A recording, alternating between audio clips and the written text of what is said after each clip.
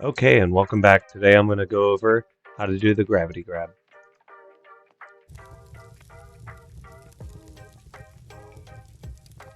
As you can see, I've grabbed a line trace in order to freely grab objects. And then there's snap, where it automatically snaps it to your hand. And then the custom is similar to Half-Life Alyx, where you have a gravity grab.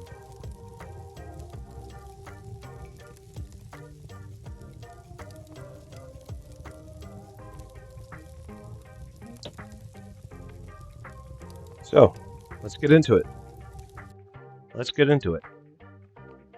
Starting off, I only made a couple simple changes. That's what I found was the best about this. Today we're going to be using the VR pawn that comes with Unreal and the grab component. So going into the VR pawn, you can see we have on grabbed. Normally it has a get grab component near motion controller. If you open that up, what it's doing is creating a local near grab component based on the motion controller that you're using. Doing a sphere trace and then getting the grab component and setting that to the local grab. What that does is gives you this variable right here that would be the held component. So when you're grabbing something with the grab component, it's going to lock it on to whatever hand you did.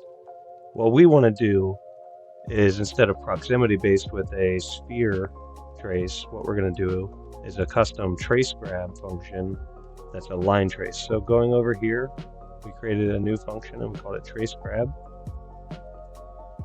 And pretty quickly you're going to realize that all of this functionality in the green is the exact same functionality as all of this. The only difference is this code right here. We're going to be getting a line trace for objects.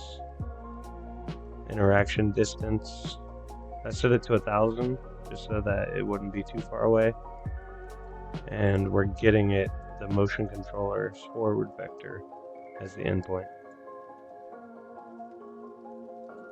And then same thing, getting the grab component, making sure that it's nearby, setting that to the local. A couple things that you do need to know when you create this trace grab is that I did have to recreate these local variables and place them in here. And then you end it off. So a sequence will do this all first, and then it'll come down here afterwards and set that local nearest grab component, allowing you to populate this with the new grab component reference. So if it's not nearby when you try and grab it, and it's going to try and do it far away. And then again, all of this is the exact same as well. Copy and paste.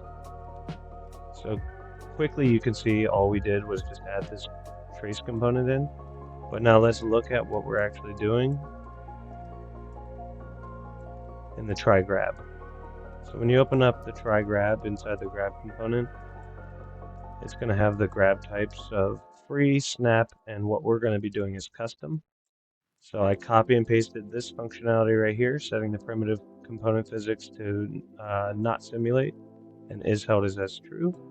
And then I added this part right here where you get the relative rotation of the actual object itself and then try and do this gravity grab. One thing I did notice, I was trying to do a move component 2 inside of a function. It will not let you do that. So if you copy this and go into a function, it'll say that you can't paste it in there. So what I did was I went to the event graph and made a custom event called gravity grab. What that does is it gets whatever you're grabbing, the rotation of it, and then your primary grab component is this variable right here. So wherever the component is itself, you're getting the location of the endpoint.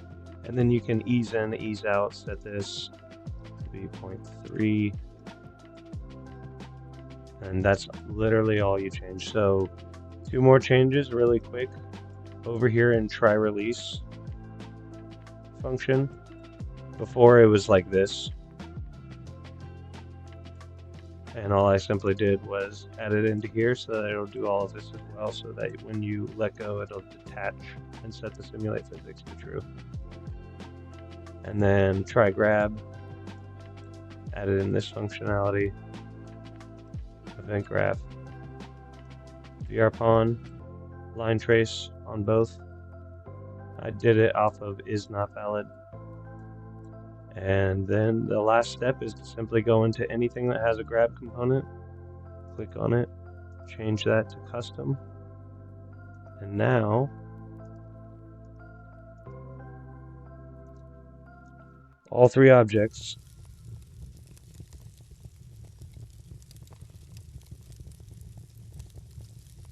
should now snap right back to your hand.